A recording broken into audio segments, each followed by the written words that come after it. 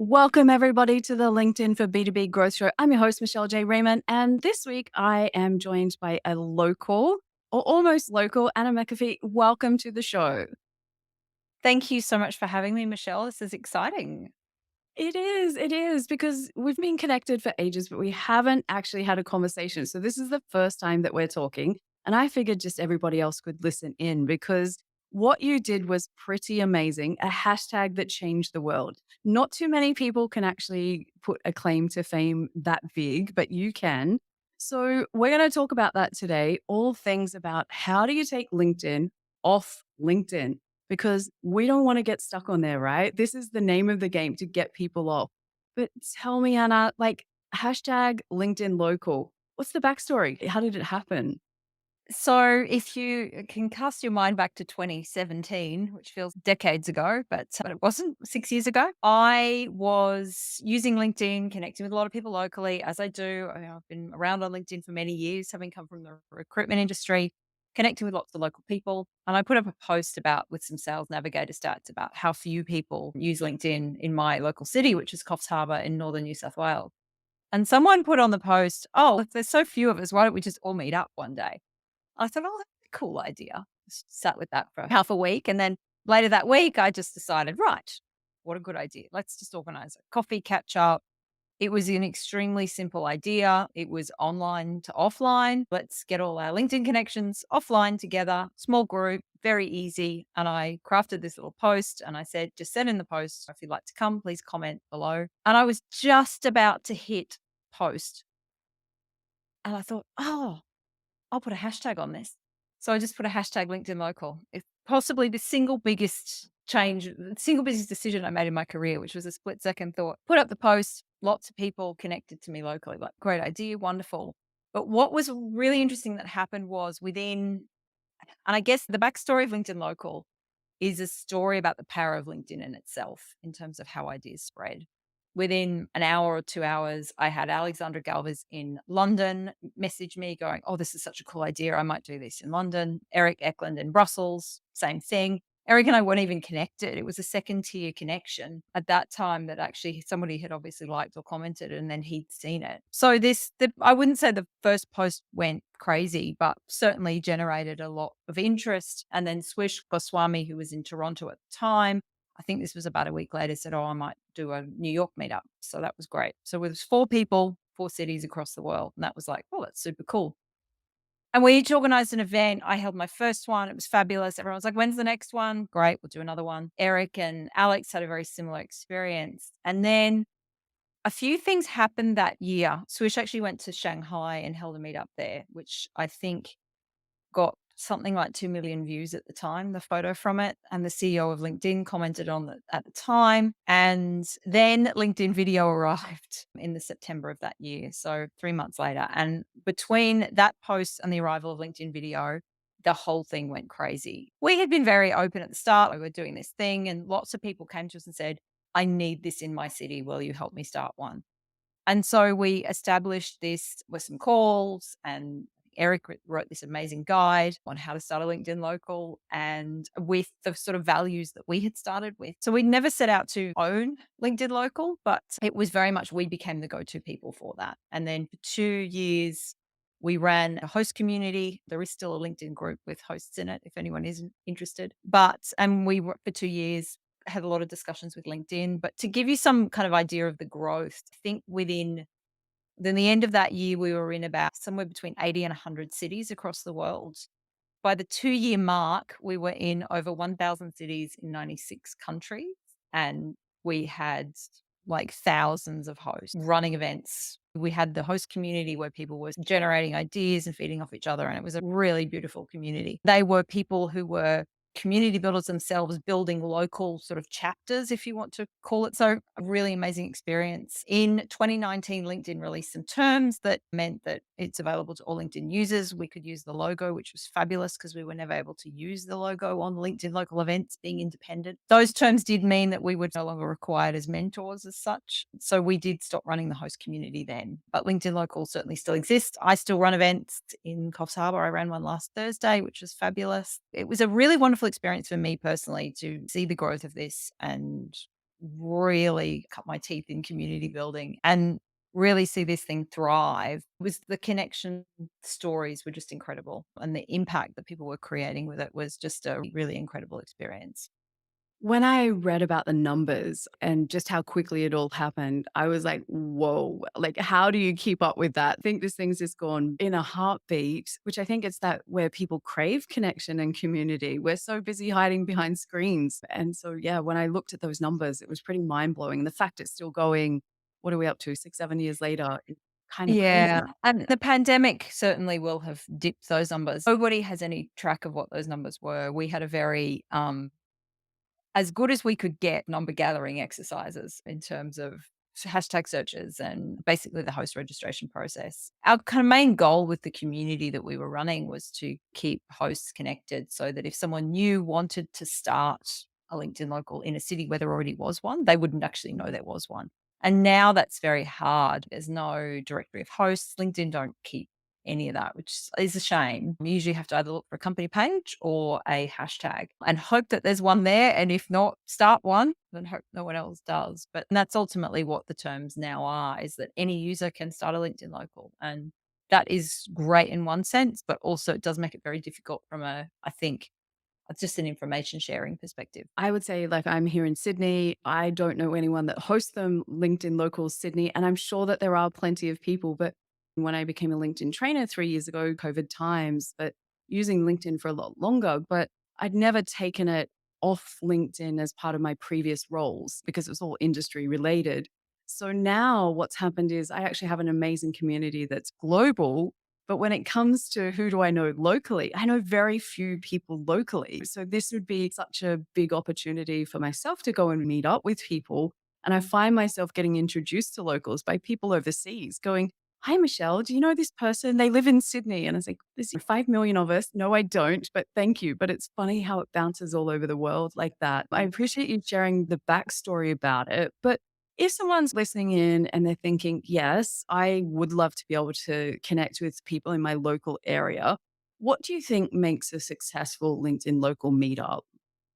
Few years ago, what LinkedIn Local was known for was very much pitch free events. It was not about one person's business. It was really about the community and what the community wanted. And I have seen hundreds of hosts come and go with LinkedIn Local. And the most successful events, the ones that ran more than one event, that ran a series and kept events ongoing in their city, were really the ones that were able to establish something that wasn't about them. It's not about come and learn how to use LinkedIn. It's not actually a LinkedIn workshop. It's a LinkedIn local event where people can come and gather. I have people come to my events who don't even have LinkedIn profiles and they love it. So I'm a bit like, maybe I should get a profile. That's testament to the fact that the LinkedIn name on it certainly says something, it's a type community, but they feel welcome and they feel that they want to come. So firstly, I would say it's not about you and your business. It's really about bringing something from a community perspective. Look, the other aspects are very much we had a set of values when we established LinkedIn Local, which was it was very diverse, it was pitch free. Our tagline, which I still use, and I know a lot of groups still use, is get to know the people behind the LinkedIn profiles and connect at a human level.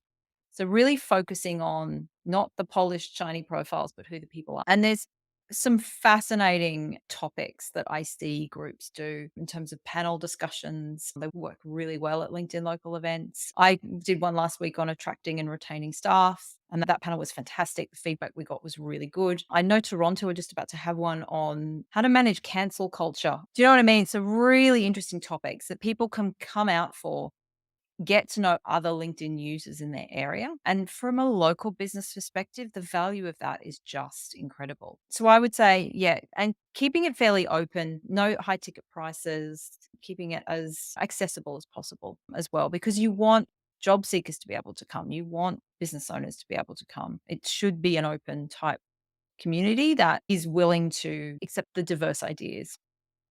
I think for me, the lesson that LinkedIn delivers to me almost on a daily basis is you just don't know who knows who. And you might look at someone on their profile basis, like you just said, and they might have a job title or description or industry that you go, that's got nothing to do with me. But when you're having a conversation with them, when you might take it onto Zoom or in this case, local, then you start to learn, oh, there's more to them than what you can see just on that profile. And I've had some like most amazing conversations with people that have done some crazy things around the world that when I look at their profile, I was like, what? You did this? Shout out to Sue Griffey because I know she'll be listening to this. So I look at Sue's profile and Sue's helping other people to develop their careers, and it all looks really nice and she's good at what she does. And then I learned that she's been off saving the world and had all of these missions around the world and really had such a big impact in local, small, impoverished communities. And I was just like, what? Where is this? And I get those kind of conversations all the time and those introductions as well. So you just don't know until you have a conversation because the profile is just one dimension at the end of the day. And it's such a big spider web that for me, that's the power of LinkedIn. What you're harnessing there is actually the true power. And I'm on a bit of a mission this year, Anna. I have had enough of the talk about the LinkedIn algorithm. I know I'm a trainer. I know it's part of my job to keep people informed, but I've had enough of it because what happens is people keep focused on that and not on the people around them, which are more powerful than understanding whether two hashtags or three hashtags will really make a difference. This is why this topic is probably something that's really near and dear to me because I think community is where we should be focused in 2023 and beyond, not as a trend, but as just something we need as humans. What are the benefits that you see of building a community? Look, I think the benefits, I think shared experience, a sense of belonging. There's so much, and I'll talk fairly openly because we're talking about algorithms. I actually, as another LinkedIn trainer as well, I have a very strange relationship with social media in general. I find it extremely intrusive. And there are periods in my life where I'm just, oh, I wish I could just, yeah, say no. When social media is your business, though, that is really hard. And I think it's what we do with social media and how we connect with people and how we not just build communities, but I think show up in community. And this is something I'm always on about because trust me, building a community is tough. It will take a lot of your time, a lot of energy. There's a lot of pain points. And I saw this with LinkedIn Local so much. Go, I know there's events in Chicago already, but I might just start my own. Is that okay? And I'm like, well, have you been to the other events? Oh, no, no. Why don't you just go? See what they're like. Then you can build something that has a point of difference. But the point of that, I guess, what I'm trying to say is sometimes showing up and participating in community is far more valuable to your own mental health, to your own sense of belonging, than actually starting new communities. And so I think having that community mindset um, and being a great community participant is just as important as looking at actually how we build them. But in terms of building our own communities, the word community gets thrown around a lot. I don't really look at the following. I wouldn't say to my following is my community. I know some people do have that definition and that's totally okay. I would look at communities as people more like a LinkedIn local community where people come with a shared sense of purpose and probably a shared sense of care. And those types of communities are valuable for so many reasons. Online and offline lives where topics can be so divisive, having a safe space is really important. I had Mark Schaefer on the show a couple of episodes ago, and we were talking about the difference between an audience and a community. And I think that's what you're alluding to. Sometimes our connections and followers are more an audience. It's a one way I preach from my content, and the other people on the other side listen. But community for me is that two-way interaction. I support you, you support me. And it's not always the things that you see on LinkedIn. And people say to me, quite often, what they think I do is I'm successful because they see a lot of content. They're like, Michelle, your content's everywhere. And I'm like, yes, but that's not why my business grows. My business grows because of relationships that I build globally, strategically. Right now, I would say I'm surrounded by so many amazing, incredible people that sometimes the butt kickers, sometimes the inspiration, sometimes the cheerleaders, sometimes the people that have knowledge that I don't have that I can just learn from. And this to me again is what I get out of LinkedIn is just access to a pool of people that when I'm working from home, I don't have access to them. And that's the thing I miss about working in corporate land is having people around you that you can leverage off their differences. And I think now working for myself, that was the biggest challenge in the beginning until I built my community it was lonely. I've never experienced the loneliness like I did, and I happened to set my business up during COVID lockdown, so that certainly did not help my mental health at all. I did get the COVID cat, that helped for a little while, but ultimately now what I'm most proud of is the quality of the people that I'm surrounded by, that I can call on them for information or help or assistance or guidance. And I love what you said about how you show up for other people. I think that's really important because it establishes how you want to be treated as how you treat others. And as I always say, my nan says, what goes around comes around. And a Yeah. community is the ultimate reflection of who you are.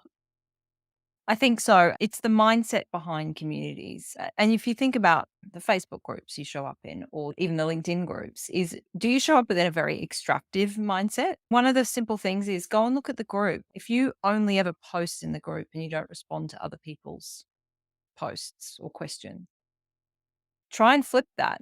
Answer 5 questions for every time you post. And I can tell you now, you'll get so much more out of contributing to conversation than just trying to just continually just start conversations of your own. And that can be the same with the LinkedIn newsfeed. And there's so much value to be had just in comments and connecting with people through comments than constantly having to keep producing your own content all the time. And so, yeah, it's really about that community mindset, that mindset of contribution rather than what am I going to get out of this? I think that probably leads into the next point that I wanted to talk to you about is what ways do people go wrong when they're out to build connections on LinkedIn? So you've been doing it for a long time. What makes this process more effective and what things do you think people should avoid? Look, I'm not a huge fan of sales DMs that are generated via an automation tool. Amen. I'm not anti sales DMs in general because I do think they work. It's when it's done at a volume level where there's no sense of, let's say, sense of care in reading somebody's profile and in you looking at their recent posts and connecting with them through that rather than, oh, I have to send 100 messages a day and my hit rate on that might be two people might respond, and that's good for me. The problem with that is my view on LinkedIn, because it has served me in so many different ways throughout my career, is that how you show up once and connect with people is actually very important because that person could be a future employer or a future client. And so the issue I have with that very extractive messaging where you're using automation tools where it's taking no care or time to even look at who you're sending the message to, is that that's your first impression. So whilst that person might get annoyed and not remove the connection, a year later you might be looking for a job and you're doing something different. And the messaging thread is still that sales pitch. And don't get me wrong, I've made mistakes. I'm just human. So if you've done it, don't worry. There's plenty of people out there who have. But it is just about building that, I guess, that longer term view. I'd connect with people that I'm sure I won't ever work with, and that's okay. That's not why I'm here. It's really to share ideas and get different perspectives and understand more about different industries and hear some really incredible stories as well. So I think that's one big mistake that people make. Yeah, that would be my sort of that's my really big red flag when it comes to LinkedIn. And it changes people's experience with social media platforms. I'm sure anyone who's on Instagram gets all those, oh, repost here for such and such incentives. Like every time you see it, your heart sinks that little bit further. And I find that with some very strange, very unthoughtful. And I think this is where we don't need to get into a conversation about AI this late in the game, this late in the podcast. That's maybe another conversation. But I had a message last week from someone that was very clearly a chat GPT generated message. I went back to them and said, okay, this doesn't sound very specific. What is it that you're actually looking for? And that was like, oh, but we'll pay you to do this. I'm like, but what does your client actually want training in? I only train in certain things, certain few key areas. If you've approached this with a very broad view, anyway, I didn't get a response. So it's just about, I guess, an understanding is you can't growth hack relationships. You can't build relationships without putting in the time and effort. There's no shortcuts. I've been in B2B sales for 20 years plus. I have never done it offline, being able to find a way to circumvent or shortcut those relationship buildings. There's just no way to do it. If there was, I would have found it. I'm probably super lazy, so I find ways to do things most efficiently. Relationships are not one of those things that you can do it with. And for me, it starts with connection, a conversation, a collaboration, a community, and they go step by step. And that community, even like I run a LinkedIn group, and I found even getting momentum in that becomes tricky because it's not really a community until it's self-sustaining. So if I was to take myself out of it, would it continue to go? I don't think so right now. So there's more that I need to do to inspire that for others to be leaders in that kind of group and know that it's okay to contribute and have that kind of whole community spirit going. It's not easy. I don't think building communities is easy, but are they powerful when you do them? Absolutely.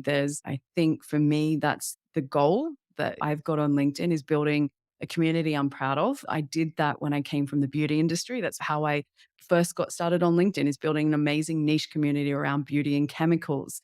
And I didn't realize the power of it then. It's only now that I look back and go, wow, wow, like that was something I should be proud of, but I didn't recognize the power of it at that time because I was getting paid by somebody else and it was just a fun thing that I did on the side. And I think that's probably why it was so fun is that there was no monetization attached to it at that point in time.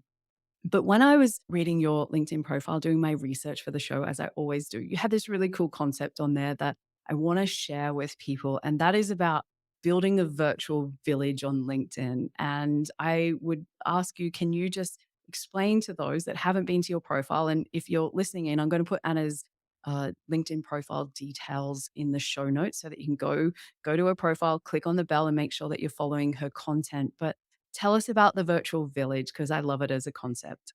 Yeah, I guess that does round off our conversation quite well, in that there is this incredible sense of people online on LinkedIn who can support you throughout your entire career. And that might not be direct relationships. I have people I've met on LinkedIn who've become very close friends. Some of them don't even live in the same country as me. And there is this virtual village of people that you can build around you because I think, and particularly at the moment in the state we're in 2023 in the world, nobody really knows what, in terms of business or career or job, there are a lot of changes coming for a lot of us. And for me, my whole approach to LinkedIn is the thing that changes throughout your career is your profile. What doesn't change is the network of people who know you, who you've built, that you can then ask for help from, and get the support that you need. And that might be you need a coach for something. It might be you need a supplier for something else. It might be that you need new clients. It might be that you need a new job, or it might be that you need to hire staff.